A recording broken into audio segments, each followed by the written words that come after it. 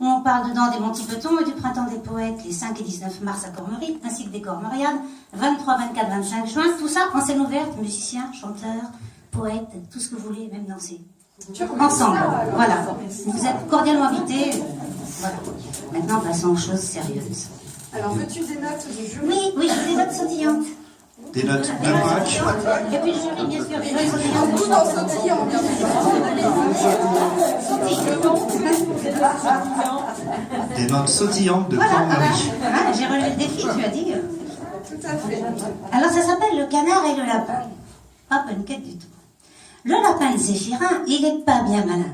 Il se tient le matin sous la niche du chien, tandis que le canard serein sur les panards, dans la mare de Bellemare, qui se marre en voyant le lapin, ce gandin qui a faim, prendre pour un palanquin la niche de Pépin, ce mannequin hautain qui niche dans un patelin, sous la touffe de thym, très très loin de Pékin.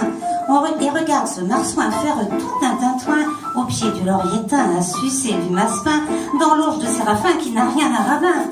Ce n'est rien qu'un canard qui patauge dans la mare, pendant que le Bernard, le curé de Tarare, un soifard crevard, ordonné sur le tard, mange des œufs au lard de la canne du boitard, et le fils d'un bâtard, avatar qui est pas rare.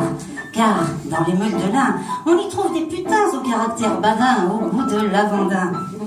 Et c'est pas bien chrétien, même qu'un jour, un rabbin, qui était dans le besoin, a attrapé le lapin de Zéphirin, pour le mettre mutin dans la niche du chien sous le bec du canard. C'est bien rare, en retard de retour de la gare, qui se marre de voir le curé de Tarare défroquer le rabbin qui jure comme un Prussien de n'en y reprendre point à faire le vilain.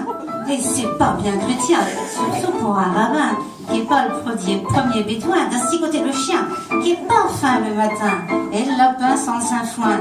Ça, ce n'est pas bien sain, dans la niche du sadouin qu'aura le rhume des foins jusqu'à la Saint-Glinglin. En vain, savent plus qu'un, se dit le fier canard, dans le petit jour blafard, un dimanche de fêtard, où il mange des têtards, ces crevards de soivards qui saccagent sa mare. Quelle rage, ils n'ont d'égard. La macade du canard en est trouble, les tocards. Et le curé de Tarare, qui se barre de regard, tombe le cul dans la mare, entraînant le rabbin, sous les cris du boitard qui a la canne à la main. Pas la canne du canard, mais la canne à tocard, qui frappe les hautains qui se prennent pour des gandins. Et le curé de Tarare, suivi du grand rabbin, file dardard à la gare, loin de ses avatars, retrouver le train-train, des frites et du boudin. Pendant que le boitard fait son omelette au lard, fraîche du cul de la canne, pas comme celui de la Jeanne, qu'aime trop le père Fouettard, de la canne, du canard qui pêche les têtards, enfin seul dans sa mare, tandis que le lapin dort dans son palanquin. Ça sent bon le saint-foin dans la niche du chien, parti faire ses besoins sur la route de Pékin, en suivant les clampins qui fumaient le pétard, tous les soirs près de la mare à la lumière des phares. Si vous voulez les voir, sachez rester moutard.